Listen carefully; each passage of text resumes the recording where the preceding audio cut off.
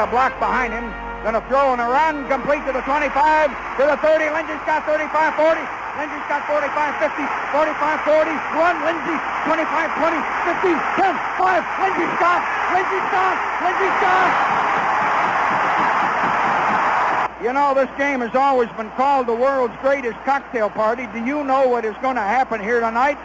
And up at St. Simon's and Jekyll Island and all those places where all those dog people have got these condominiums for 4 days. Man, is there going to be some property destroyed tonight.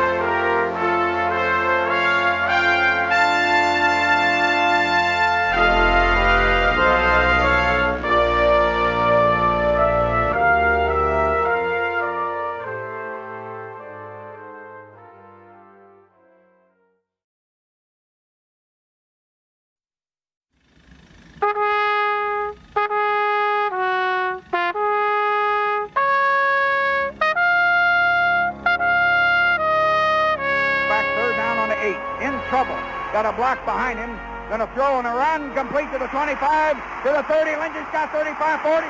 Lindsey's got 45, 50, 45, 40. Run, Lindsey, 25, 20, 15, 10, 5. Lindsey stop. Lindsey stop. Lindsey stop.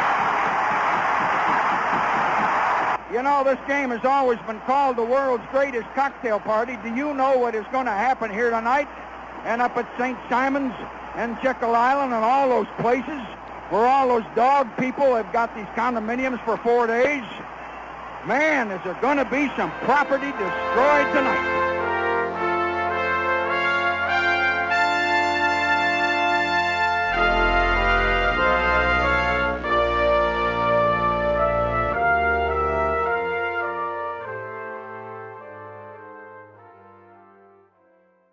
No, it's fine. Don't worry about it. So, ladies and gentlemen, welcome to the Battle Hymnal. I am Nathan Lawrence of Chapel Bell Curve, everyone's favorite stats-focused podcast about UGA football. I'm going to just say I am joined by my co-host today, Graham Coffey of Dog Sports fame. Say hello, Graham. Hello. And our intrepid producer / analyst, Josh, at dog_stats. Say hello, Josh. I screwed up the opening again. It's all right. We love you still. So we are joined today by a very special guest of Moon Crew LLC fame and of the SEC Network at Thinking Out Loud, which is Monday every 7 p.m. with a UGA great, Brandon Boykin, who was in school at the same time I was. So that's pretty horrifying. The passage of time will come for us all. So, ladies and gentlemen, Spencer Hall. Say hello, Spencer. Hello, Spencer. How y'all doing? Doing great, man. We're just here to break some shit down. Let's talk about this game. Where do you want to start on this, Graham? I'm curious, kind of what do you feel like is the general climate around Dan Mullen right now? Like who do you feel like needs this game more, Dan Mullen or Kirby Smart? I think Kirby probably needs it a little bit more at this point. There are a lot of ifs. Like I think right now Florida's in a state of we've accidentally found a quarterback last year. And that was pretty cool. Next year is going to be much harder for Mullen, I think, if he doesn't manage to correct the things that are starting to annoy people. Every fan is on a curve of how annoyed you are at this thing that has been bothering you for how long. It's like X is variable that thing is bothering, right? Like irritant. And then Y is time. So we've got like Kirby underperforming despite recruiting everything that comes out of high school, right? That's the primary thing that irritates Georgia fans. Yes. I think secondarily, I think the rather stodgy style of play irritates Georgia fans, especially as it goes in big games where sometimes they have to play against type and are horrible at it. There's points in the game where Kirby goes, I think I'm going to become the Joker. And that's when you look bad. Right? And every time you're like, we're going sicko mode. Yeah, you call a terrible fake punt or, you do something that looks stupid. Too soon. Yeah, well, you're not used to taking chances and looking dumb. Exactly. It's not a real risk taken. Like if Georgia does something risky, it'll be like in the cocktail party last year where you line up in a formation nobody's seen and I yell from the stands, which I did. They're throwing it to Cager on a play action. And they threw it to Cager on a play action and ended up being the backbreaker in the game. And no one in my section would talk to me because they thought I was a witch. And it's like the only time I've been right out loud. So I just I'm gonna eat on that for years. Yeah. On my own personal buffet of football self-esteem. But Florida fans, I think they're irritated with several things about Mullen because we're always irritated about things. But found a quarterback. Dan looked. I mean, some people think he looked stupid at the end of or in the middle of the Mizzou game. Other people think he didn't. I think that's a pretty split verdict. Yeah. I think, to put it in terms I think everyone will immediately understand, it's not an electorate. A Florida electorate is not one that you can easily parse or understand the motivations for, and there are many different factors for the behaviors. Generally speaking, I think he's in good stead right now. I think to Georgia isn't a new irritant. It would just sort of be one more on the pile of why can't you beat this dude? Gotcha. Right. We're familiar with that. We have one of those. Yeah, we do. Yeah, we remember that. I'm curious. This is a less football-oriented question, but like, so when y'all on your very, very good podcast, Shutdown Fullback, talk shit about Georgia, which I appreciate. It always seems, especially Georgia fans, it always seems a little out of sync to me because I live in Athens and there's like a huge cultural disconnect between your average like metro Ring County Georgia fan and the people who live in Athens. Is Florida's fan base like similarly culturally like divided like that? Or is yeah. There are multiple subclades within the big clade of Florida fan. There's ACR Florida fan, which is a Alachua County resident.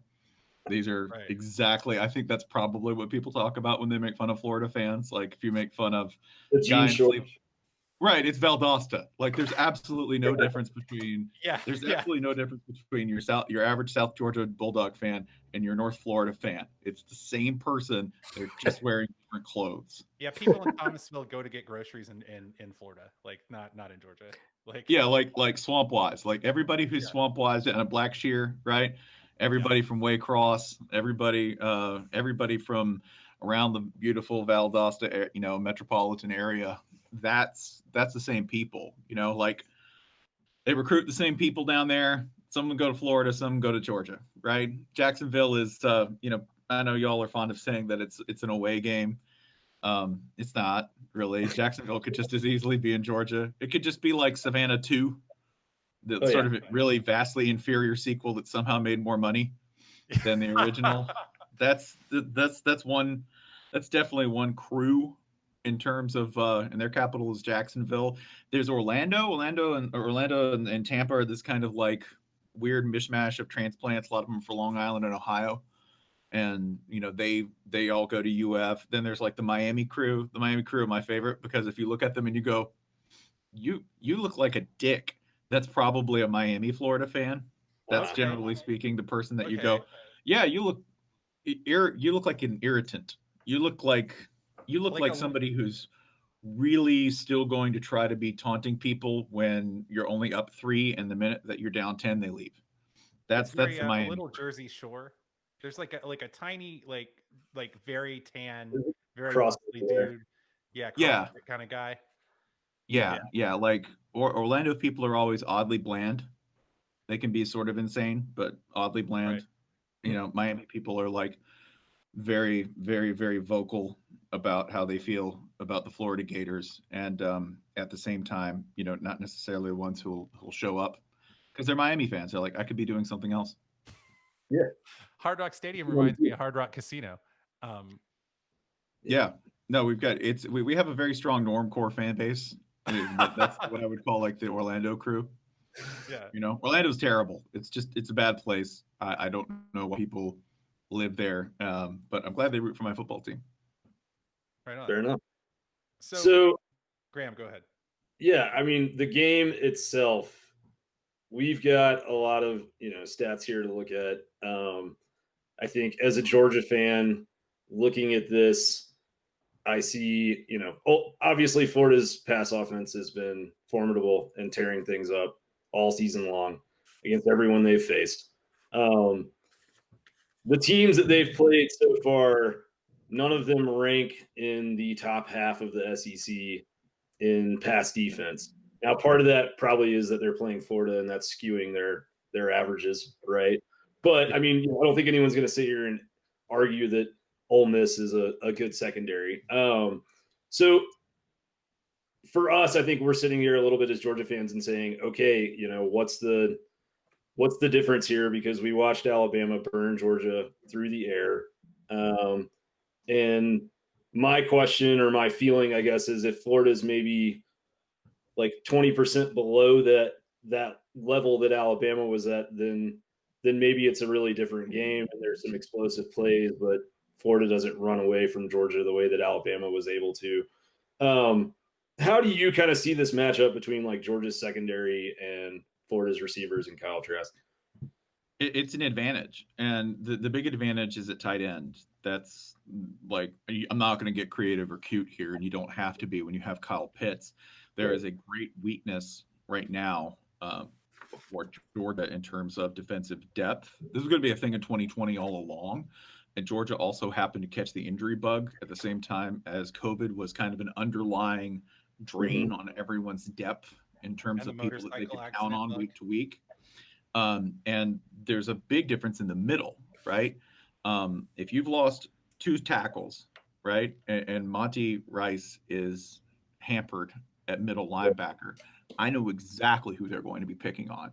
There will be as many attempts as possible to put Kyle Pitts in the middle of the field and across the middle of the field as possible. There's another thing that Florida likes to do, which if they get Kyle Pitts out wide and they get everybody deep, Mullen has always enjoyed running clear out routes in the middle.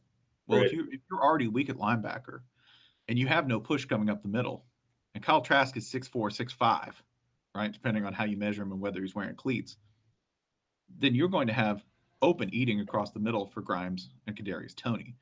If we can't get it to Pitts, they'll get it to them. Florida hasn't been great running the ball, but it really hasn't caught up with them because they've been so productive in the passing game, and they've done a lot with the short passing game, finding ways to get the running backs balls. This is one of the most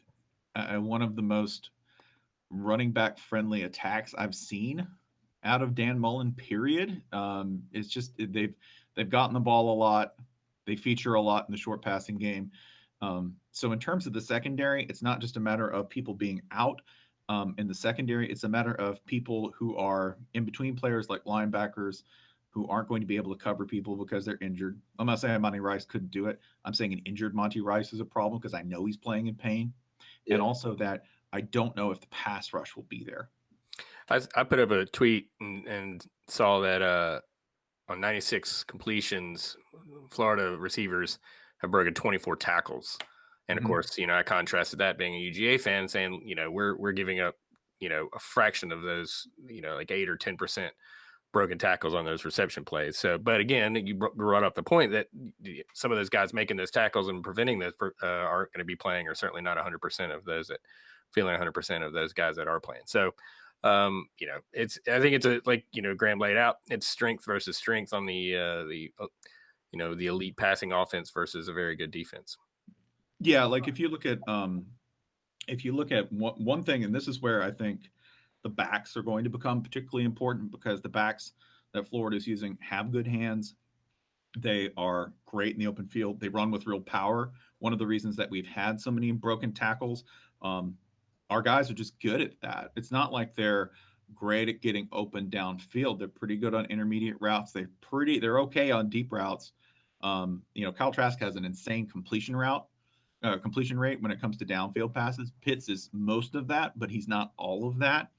Right. But where they're really going to shine is getting the ball to people in space short and seeing if you're going to be able to make the tackle. And yeah. I think with the depth issues that Georgia's happening, you might be able to make the tackle in the first quarter and the second quarter.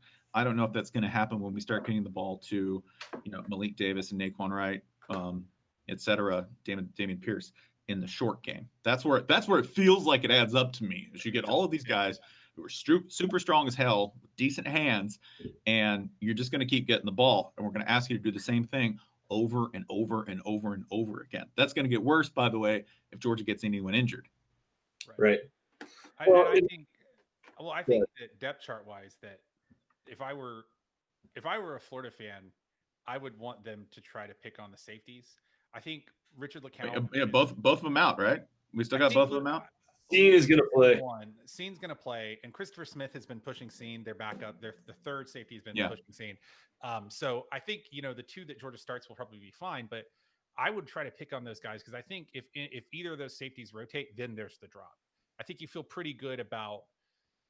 I think the point about like fourth quarter depth is really the thing. I think Georgia has enough defensive depth that they'll run out a defense on Saturday that is still probably top 2 or 3 in the conference, but whether it's top 2 or 3 in the fourth quarter really remains to be seen. What's up, Josh? I was going to say Graham's actually got some plays drawn up and kind of what Spencer was talking about. So bring us into some of these plays, and I've got some StatCat SEC StatCat info on here about concepts that they're running. So take us into some plays. No, I mean basically what we're seeing is Florida's favorite thing to run is inside power, and they're doing that at a 41% success rate, and they're doing it for about 4.5 yards a play, which is good. It's more than we've seen from Dan Mullen running games the last 2 years since he's come to Florida. And, it's really looking at these numbers. The point is, as you go down the line, like where Florida is strong and the things that Florida likes to do. So far this year, Georgia's defended those concepts well against teams that they've faced. So I think Nathan, you make a really good point. Like, I think the guys that roll out on Saturday, like this is kind of Kirby Smart's chance to show his value, right?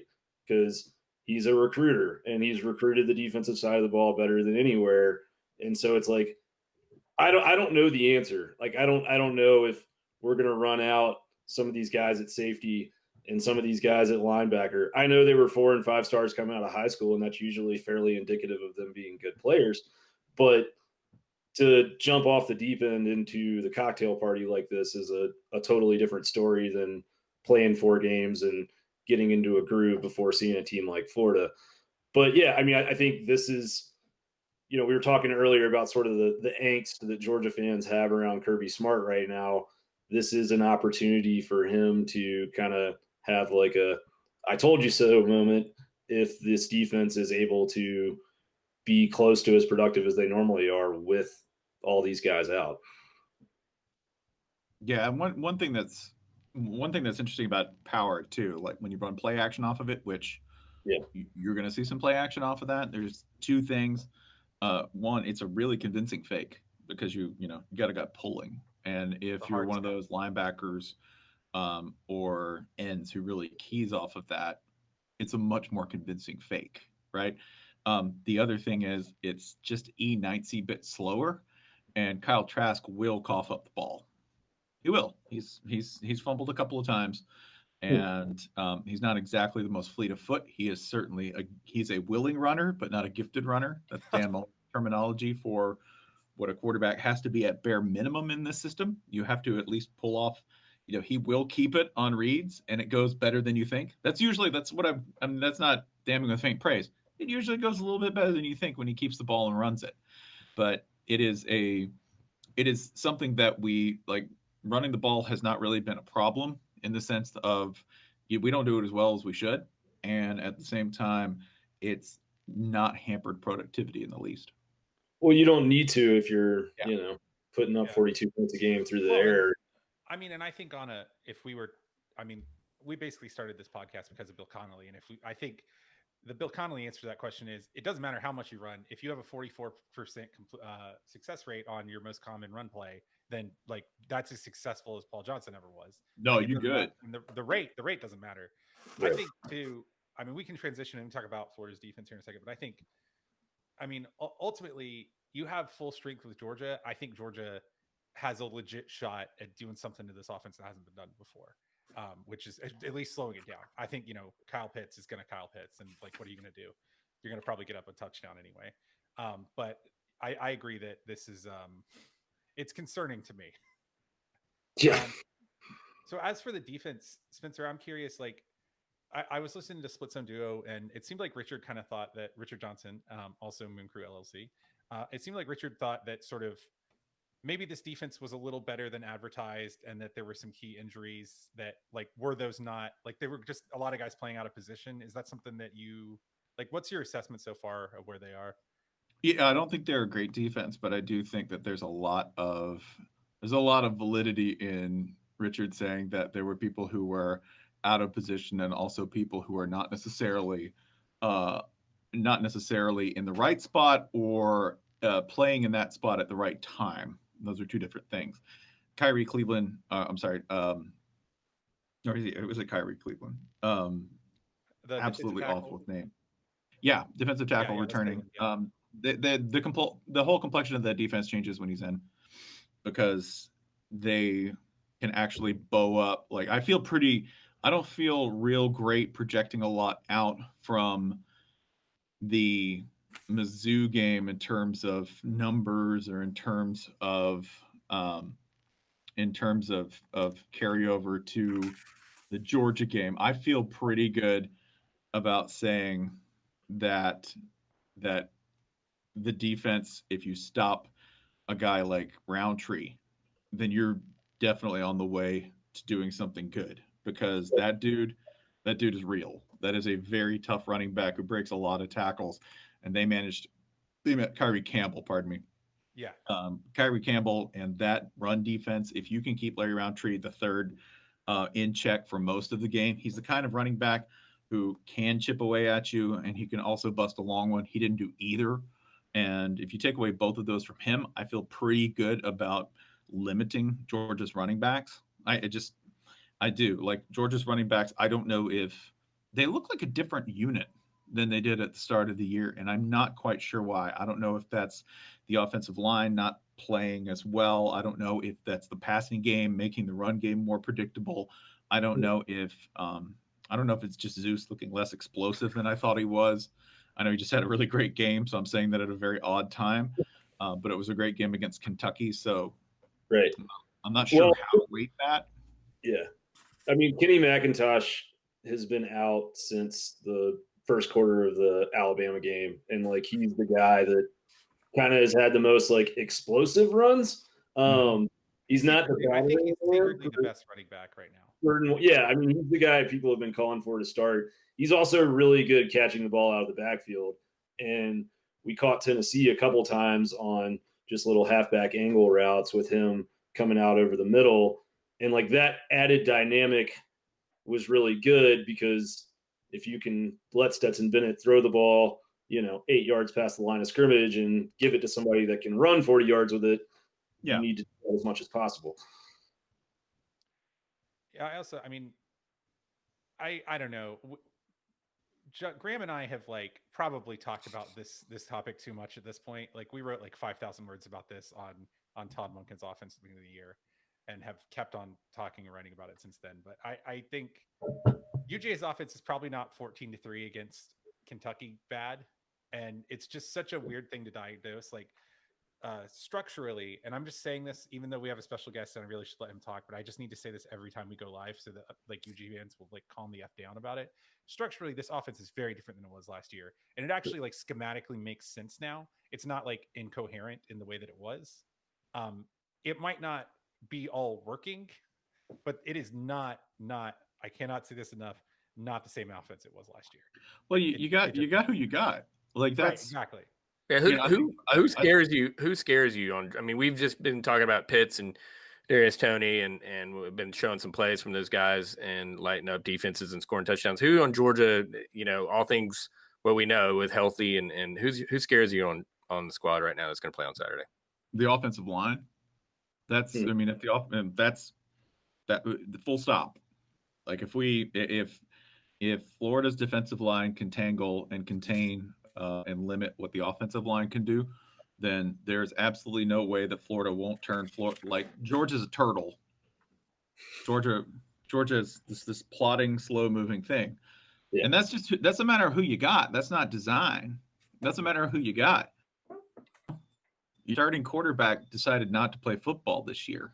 Your second stringer was not available due to injury. Your third stringer, and I may be mixing up my second and third, but I believe that was a pretty fluid situation, came in against Arkansas and did not look like any kind of stringer, did not look ready to go, and was obviously like flying blind and not ready for the field. You're on your fourth string quarterback, and that's going to limit what you're able to do.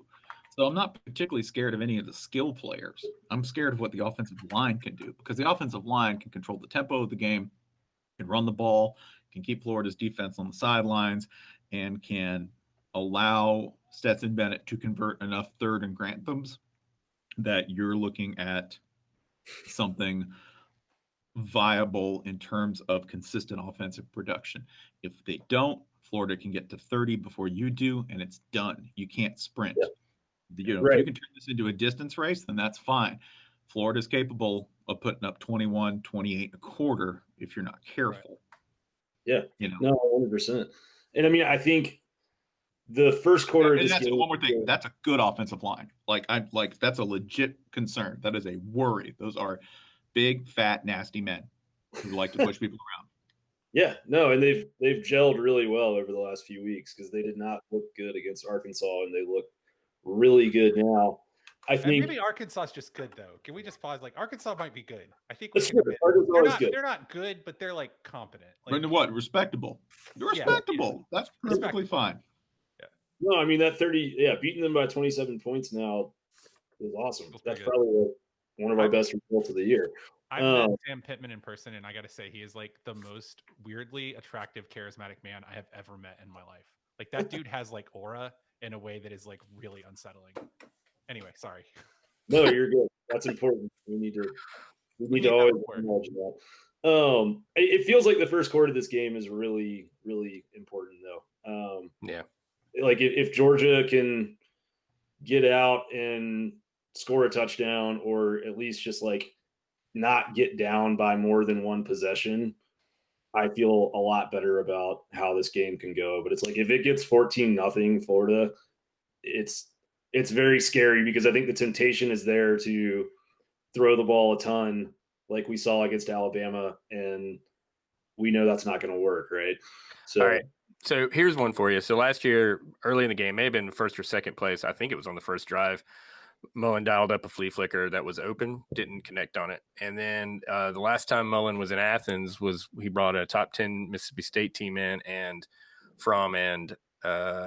Swift, I think somebody connected on a flea flicker. So do we see a trick play early from one of them? You know, you talked about sort of the play calling questionable of Smart. So anybody got any thoughts on who's gonna try to go?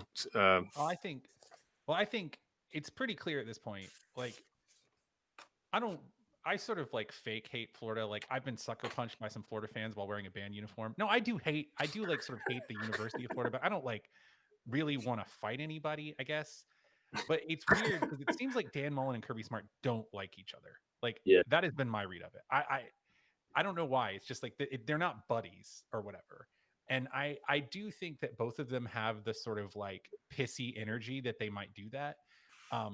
I think that Mullen has a much better chance of doing it successfully because he just has better skill talent, but he might not even need to. I mean, if I'm Dan Mullen, like I think I can just probably beat you without having to do anything. And I think if you see anything tricky from Smart, it's going to be that like play action leak that we do with we've done it with a lot, but we did it with Cook last week. Where they do like a hard play action and Cook just like runs through the line of scrimmage and catches it like, you know, past the 20 yards past the defense. That's not even really a trick play, but by the standards of Georgia, it probably is. I think these guys just really want to beat each other. That has been my analysis. Like I know every Florida coach wants to beat every Georgia coach, but it seems like in particular these two dudes like really, really want to beat each other. It's a worse look for Mullen, way worse look for Mullen at this point, because Mullen not only has a losing streak going here, but because this is as banged up as he's going to get Georgia for a while. Right. And with a lot of rosters looking pretty decent now, fingers crossed. You never know who's going to test positive between now and game time, but it's as deep a roster as he's had going against Georgia. Georgia has every excuse to lose, like starting with basics before you ever got to the Kentucky injury plague or your starting safety getting in a dirt bike accident. That is Riceboro as hell. Yeah, I would say that's big as hell. I was like, where is he from? Okay. Yeah. He didn't buy that dirt bike in college. I guarantee you that. Like he owned that already. No. That came with. But yeah, this is like the onus in terms of like coach v coach, it's on Mullen, and in terms of team v team, Florida should win this. Like that's a should. However, I still think that there's a talent differential there, especially in terms of defense versus defense. That, well, I think we're going to get to see the depth and we were talking earlier about the state of the fans, and what I said was Georgia's always ecstatic about recruiting and complaining about play calling. So, he's got depth. Now, he doesn't have experience with those guys, but, the people we're bringing in aren't walk-ons. Like our quarterbacks, as bad as our quarterback situation is, the depth on the defensive side of the ball is pretty good. You have as good a bad quarterback situation as you can ask for. That's true. I agree. I think – go ahead. I'm sorry. No, go ahead. No, I mean, it's just like the fan base has been really, filled with like all this vitriol about the fact that Stetson Bennett is playing. But if he wasn't out there, I don't think Georgia has a functional team this year. Like, I don't think like the other guys that we have seen play quarterback for Georgia this year, it's like I don't think that Georgia wins more than 6 games this year if he's not playing. Yeah, and there's also this, which there's the good side of having depth so that you can work your youngins in the second half on defense. The bad thing is they don't have a lot of reps. Yeah, and Kirby talked about that. With the conference only. These guys don't get a chance to play because there's not blowouts. I mean, everyone's in the same boat. It is interesting though that you're talking about the quarterback situation. I mean, Florida was there last year. I mean, Trask was he was a recruit. He wasn't a walk on, but he hadn't started a game since his sophomore in high school or whatever it was. So I mean, we're still only on I think what is 14th game as a starter or 15th game as a starter ever. And if you're an honest Georgia fan, you would switch quarterbacks in a heartbeat. Are you? Oh my God! Yes, today. Yeah. Kyle Trask is very Georgia, like very. He looks like a Georgia quarterback. And all that, yeah, dude.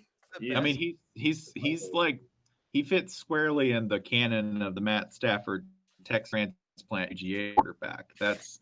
He's right there, right? Because he's Aggie as hell, actually. Like like Kyle Field, that's where the Kyle comes from, right? That's how Texas. Right. Yeah, I heard that. But he could totally start for UGA. Like that's very much like he would have done the same thing.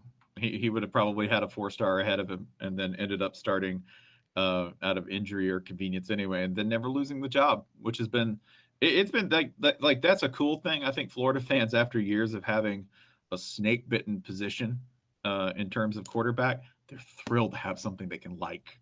Yeah, they're thrilled to have something that can do something cool, right? He's even got he's even kind of lovable in his quirks, because if you've noticed, the velocity sometimes isn't there on throws. It's fine. It's location, baby. It's location. Like sometimes it looks like he's playing cornhole, like just big looping throws that somehow get like an inch in front of an extended DB's hands. Just like the DB sees it coming and can't quite get there. I think of him as like the worst looking bad quarterback I've ever seen, or the worst looking good quarterback I've ever seen. And I don't mean that as an insult. It's just like when you watch it play by play, you're like, how the fuck is this working? It is objectively working. I don't know why. I mean, this is watching the Mizzou game and he's rumbling around like a tree, but he's like running for 12 yards on quarterback power and shifting through the hole at an extremely poor level of lateral quickness, but it's happening and it's working. If as a Georgia fan, I want to see that. I want to see a lot of that scrambling around because, Spencer was talking about it. He will cough up the ball. I mean, of course, our guy will too, but Yeah, I mean, and one reason he coughs up the ball is he hasn't had much game experience working on ball security. To actually like cover. He hasn't had that thing where he's like, oh, I'm getting sacked. This is what I should do when I'm getting sacked, right? Like.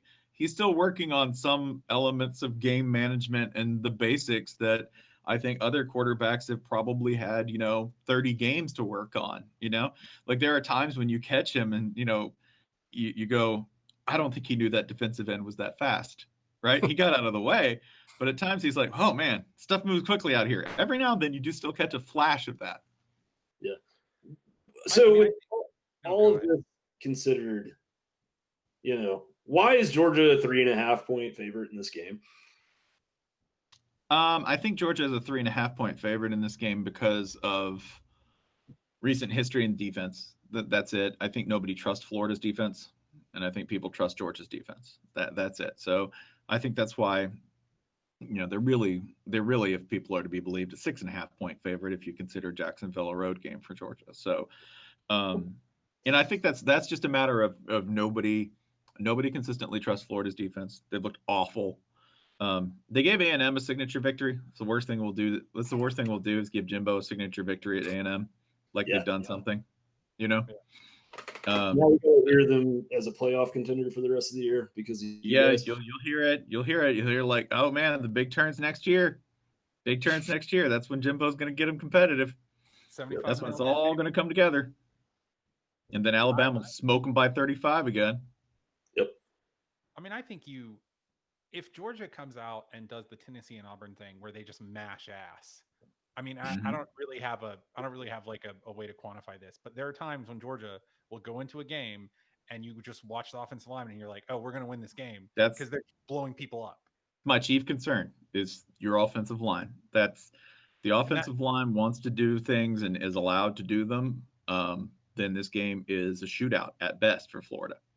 Well, yeah, because they're going to all I think the worry for Florida is like 12-minute UGA drive, 2-minute Florida drive. Even if you both score touchdowns, that's a game Georgia knows how to win. And we can't compete with that because depth-wise in the defense, it won't add up for us. It really won't. And that's when you get, like, if Stetson Bennett throws the ball 30 times, I feel real good about our prospects in this game. If he throws the ball 20, then I would go ahead and just chalk it. That's an L. All right, I'm going to say 27-20. I think Georgia will run the ball a lot, and I think it does come down to that first quarter. If we can contain that offense and not give up those big plays over the top, I mean, Trask is one of the most accurate passers on 20-yard pass plays, or passes that travel 20 yards in the air. But I think Georgia has got the mistakes on tape, and they got to fix them. So 27-20. What say you, Nathan? I mean, I'm already on record calling this for Florida. This really feels like, I feel like Georgia will do a decent job containing them, and you'll feel good that they score 35 points. But I don't know. I feel like, this will be a below average game for Florida's offense because Georgia is very good at defense. But I just don't know if you can win with a below average game. This kind of feels like 35-28 to me, where it's like Georgia actually is very competitive. It seems like a pretty good game. Georgia's doing some of the things it wants. And then you just have, I really think this is going to be like a Kyle Pitts dagger in the fourth quarter is what it feels like to me. But I also watched all 4 of the Tebow games live. So I don't know. I have no feel for start for life, man. Yeah, I was there too. Yeah. I think if Florida can run the ball consistently, that it's a long day and they win. My thing though is that Dan Mullen, since he left the tutelage of Urban Meyer and having Tim Tebow as his quarterback, in no game versus a Kirby Smart defense has he scored more than 20 points. If ever that is going to happen, it's going to be Saturday. But I'm not going to predict that happens until I see it at this point, just because it's been 11 times in a row. And it seems like Kirby just kind of has his number in terms of how to stop that offense. So I do think it's I think it's going to be a ground and pound day. I think Stetson Bennett maybe attempts 16 to 18 passes, and that's the recipe. And if that happens, then I think Georgia wins like 31-20 or something like that. But it could easily, I think there's a much greater chance of Florida winning this game in a blowout than there is Georgia winning this game. Fuck. We're not blowing y'all out. No, that ain't happening. So it's like it could easily turn into a 42 to 21-24 kind of game for Florida, but I just think the history there is too strong to ignore. What about you, Spencer? Do you have any predictions for us? Yeah, sure. We're going to kick 3 field goals because I think you'll hold us up in the red zone a couple times. We have a great kicker.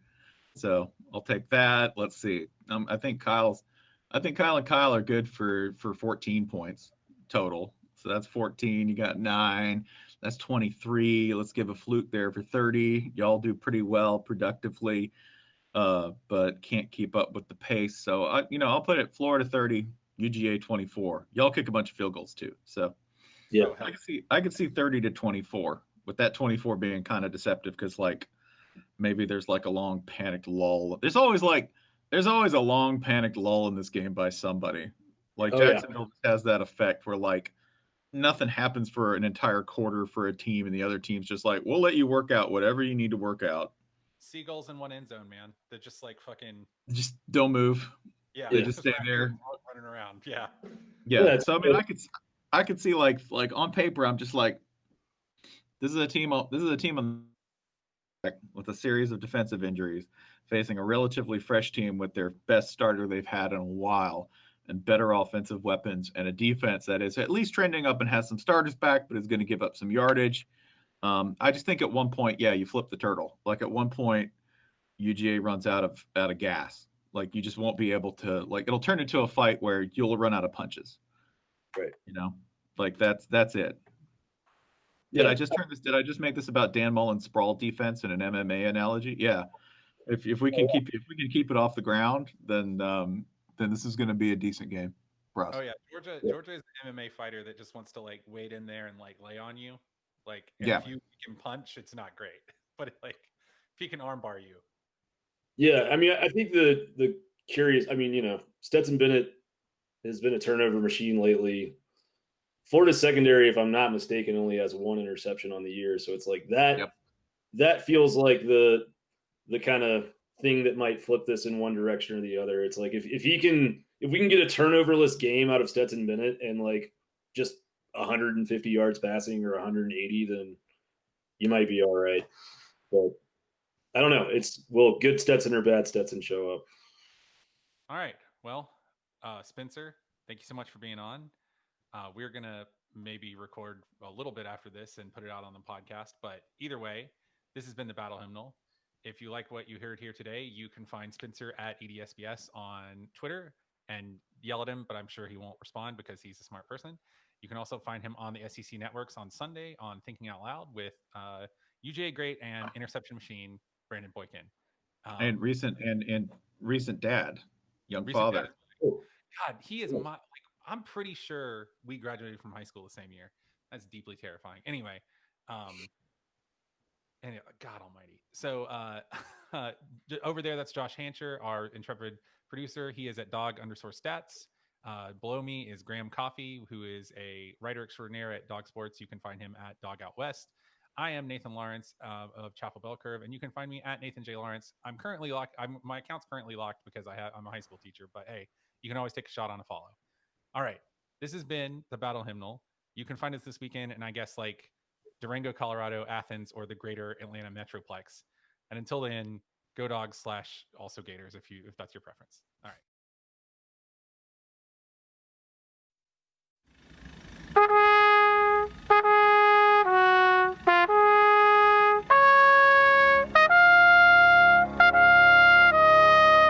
Back third down on the 8.